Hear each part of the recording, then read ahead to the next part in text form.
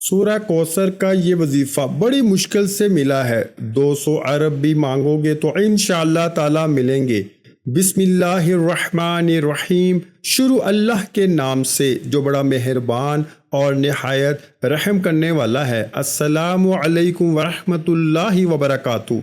मोहतरम नाज़रीन कराम, आज आपको सूरह कौसर का एक बहुत ही नायाब और मुजर्रब वजीफ़ा बता रहे हैं।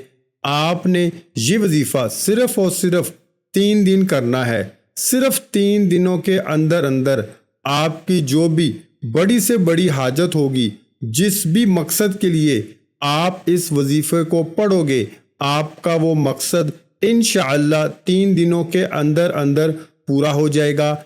आपका मकसद कोई भी हो, आपकी हाजत जितनी मर्जी बड़ी हो, चाहे आपकी परेशानी कोई भी हो, आप जिस भी मकसद के लिए इस वजीफ़े को पढ़ोगे, आपका वो मकसद इंशाअल्लाह ताला 3 दिनों के अंदर ही अंदर पूरा हो जाएगा। लेकिन वाज़िया कर दें कि आपने ये वजीफ़ा सिर्फ इतवार, पीर और मंगल वाले दिन ही करना है। यानी इतवार से शुरू करें और मंगल को मुकम्मल कर लें।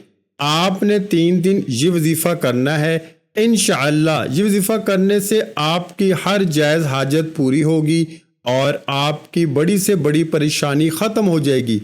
आप चाहे ये वजीफ़ा अपनी खुद की शादी के लिए कर रहे हैं या फिर आपकी बेटियों की शादी नहीं हो रही है, इसके लिए कर रहे हैं, इंशाअल्लाह ताला आपको इसमें भी कामयाबी मिलेगी।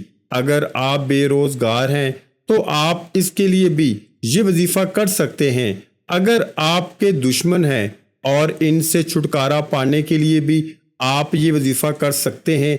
अगर किसी से मोहब्बत करते हैं और इससे शादी ही करना चाहते हैं और इसके दिल में आप अपनी मोहब्बत पैदा करना चाहते हैं, तो इसके लिए भी आप ये वजीफ़ा कर सकते हैं। आपकी कोई भी हाजत हो, कोई भी मकसद हो, आप इस वजीफ़े के ज़रिए अपना मकसद पूरा कर सकते हैं। आपने सिर्फ 3 दिन इस वजीफ़े को करना है और इंशाअल्लाह 3 दिन के अंदर अंदर आपका हर जायज़ मकसद पूरा हो जाएगा।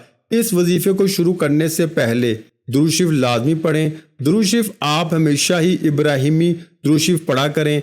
आपने वजीफ़ा किस तरह करना है, आपने सूरह कौसर पढ़नी है। तमाम मुसलमान अच्छी तरह जानते हैं कि सूरह कौसर कुरान पाक की सबसे छोटी सूरह है। इसकी 3 आयतें हैं और ये कुरान पाक की 30वें पारे में है। आपकी कोई भी हाजत है, कोई भी मकसद है, लेकिन शर्त यह है कि वो मकसद सिर्फ जायज़ ही होना चाहिए।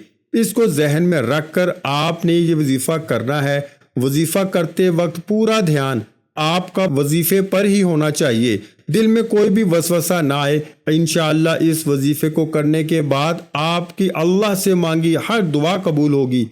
आज का वजीफ़ा ख़ास तौर पर इन तमाम बहनों और भाइयों के लिए है जो शदीद परेशान हैं, जो अक्सर कहते हैं कि हम माली तौर पर शदीद परेशान हैं, हमारे रिज़्क़ में रुकावटें हैं, हमारे रिज़्क़ में मसले मसाइल हैं और कहते हैं कि हम जिस काम में भी हाथ डालते हैं हमें तो सिर्फ नुकसान ही होता है। हमें तो ऐसा लगता है कि हमारा रिज़्क़ बिल्कुल बंद हो चुका है, कोई रास्ता हमें समझ ही नहीं आता। आप ही हमें बताएं कि हम क्या करें, हम ऐसा कौन सा ख़ास वजीफ़ा पढ़ें। लेकिन अगर कोई वजीफ़ा करें भी तो हमारा किया गया कोई भी वजीफ़ा असर ही नहीं करता।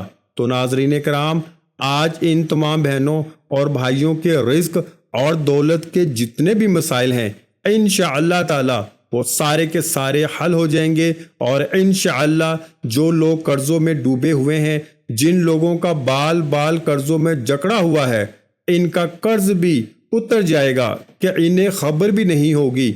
और जो बंदा नौकरी के लिए शदीद परेशान है, रिज़्क़ के जितने भी मसाइल हैं, इन सब के मसाइल के लिए आपको इस मसले को जहन में रखते हुए ये वजीफ़ा करना है। ये वजीफ़ा आप किसी भी वक्त और किसी भी जगह पर कर सकते हैं। बेशक आप इसे चलते फिरते कर लें या फिर जहाँ भी आप मौजूद हों, किचन में मौजूद हों, चारपाई पर हों, सफ़र में हों या घर में कोई काम कर रहे हों, बाहर किसी पार्क में चहलकदमी कर रहे हों या फिर खेतों में काम कर रहे हों, आप बाआसानी इस वजीफ़े को कर सकते हैं।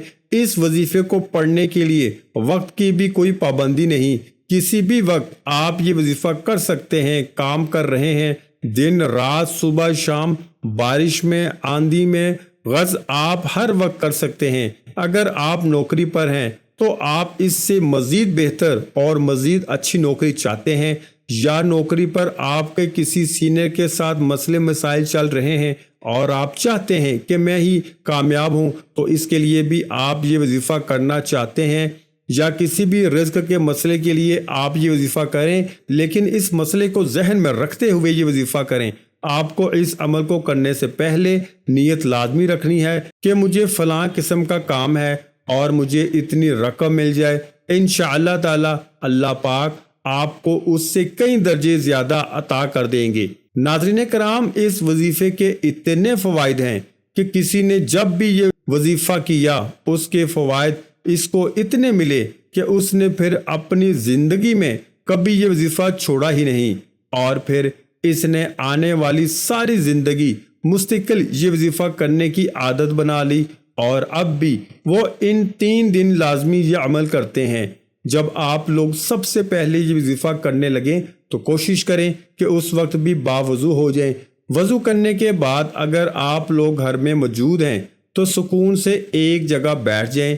کبھی بھی جلد بازی میں آپ لوگ کوئی بھی عمل یا وظیفہ بالکل بھی نہ کرنا، بلکہ مکمل سکون اور اطمینان سے آپ لوگ کہیں بیٹھ جائیں۔ سب سے پہلے 7 مرتبہ درود پاک پڑھ لیں، لیکن یاد رکھیں کہ درود شریف آپ ہمیشہ ابراہیمی درود ہی پڑھا کریں، اور درود ابراہیمی تو دنیا کے ہر مسلمان کو آنا چاہیے، کیونکہ درود ابراہیمی کے بغیر تو نماز بھی اللہ تعالیٰ کی بارگاہ میں قبول نہیں ہوتی۔ آپ سب ایک مرتبہ میرے ساتھ بھی درود ابراہیمی پڑھ لیں۔ اللہم صلی علی محمد وعلی آل محمد کما صلیت علی ابراہیم وعلی آل ابراہیم انک حمید مجید۔ اللہم بارک علی محمد وعلی آل محمد کما بارکت علی ابراہیم وعلی آل ابراہیم انک حمید مجید۔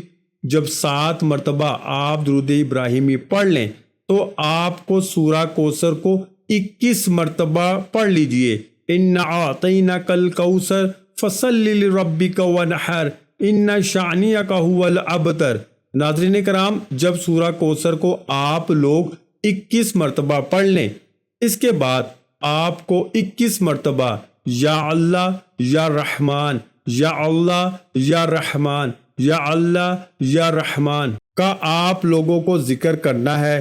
پھر اس کے بعد آپ دوبارہ سے 21 مرتبہ سورہ کوثر پڑھیں۔ پھر آپ کو 100 مرتبہ استغفر اللہ استغفر اللہ استغفر اللہ پڑھنا ہے۔ اگر اس کی تعداد کچھ اوپر بھی ہو جائے تو کوئی مسئلہ نہیں، لیکن کم سے کم 21 مرتبہ آپ کو لازمی پڑھنا ہے۔ اس کے بعد آخر میں آپ لوگ 7 مرتبہ درود پاک پڑھ لیں۔ اس کے بعد آپ کو دعا مانگنی ہے۔ عمل جب شروع کریں تو آپ کو اپنے دل و دماغ میں اپنی حاجت یا مراد یا پھر کوئی مشکل کام وغیرہ رکھنا ہے جس مقصد کے لیے آپ یہ عمل کر رہے ہیں، اور اس کے بعد آخر میں آپ لوگ دعا ضرور مانگیے گا اپنی تمام پریشانیوں کے لیے، حاجتوں کے لیے، دکھ تکلیف کے لیے۔ اللہ پاک سے رو رو کے گر گڑا کر آپ کو دعا ضرور مانگنی ہے۔ انشاءاللہ تعالی اللہ پاک آپ پر بھی ضرور کرم فرمائیں گے۔ لیکن ناظرین کرام، صدقہ لازمی دیا کریں۔ صدقے سے مراد ایسے محتاجوں اور ضعیفوں کو جن کی کہ کوئی کمائی نہ ہو اور نہ ہی جن کا کوئی کمانے والا ہو۔ صدقے کے لیے بہترین یہ ہیں کہ آپ اپنے قریبی ارد گرد کے ہمسایوں پر نظر دوڑائیں تو آپ کو کئی گھرانے ایسے نظر آئیں گے کہ جن کے پاس کچھ بھی نہیں ہے، لیکن وہ پھر بھی کسی دوسرے کے آگے ہاتھ نہیں پھیلاتے۔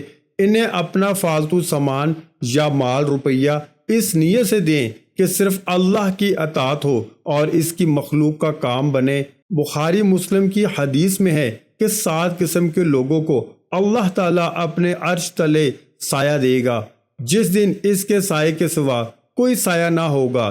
ان میں سے ایک وہ بھی ہے جو صدقہ دیتا ہے لیکن اسی طرح پوشیدہ طور پر کہ دائیں ہاتھ کے خرچ کی اور بائیں ہاتھ کو خبا نہیں ہوئی۔ اور ایک دوسری حدیث میں ہے کہ صدقہ خطاؤں کو اس طرح مٹا دیتا ہے جس طرح پانی آگ کو بجھا دیتا ہے۔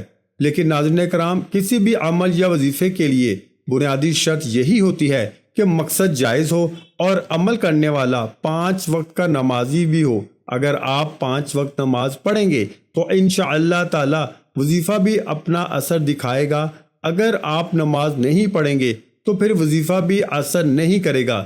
لیکن اس کے ساتھ ساتھ پوری ایمانداری، سچے دل اور مکمل محنت سے اس پریشانی یا حاجت کے حل کے لیے کوشش بھی جاری رکھیں۔ انشاءاللہ تعالی اللہ تعالی آپ کے حق میں بہتر فرمائے گا۔ آخر میں دعا ہے کہ اللہ تعالی ہمارے اس وظیفے میں کی گئی کسی بھی قسم کی کوئی بھی کمی کوتاہی کو اپنے پیارے حبیب حضرت محمد مصطفیٰ صلی اللہ علیہ وآلہ وسلم کے صدقے معاف فرمائے اور ہمیں عذاب قبر اور عذاب حشر کی سختیوں سے محفوظ فرمائے اور قیامت کے روز اپنے عرش کے نیچے سایہ نصیب فرمائے اور نبی پاک حضرت محمد مصطفیٰ صلی اللہ علیہ وآلہ وسلم کی شفاعت نصیب فرمائے۔ آمین ثم آمین۔ ویڈیو اچھی لگی ہو تو ویڈیو کو لائک کر دیں۔ مزید اسلامک وظائف سننے کے لیے ہمارے چینل کو لازمی سبسکرائب کر دیں۔ محترم ناظرین کرام، اپنے رزق میں برکت، وسعت اور کشادگی کے لیے اللہ کے 99 ناموں میں سے ایک نام کمنٹ باکس میں لازمی شیئر کر دیا کریں۔ جزاک اللہ۔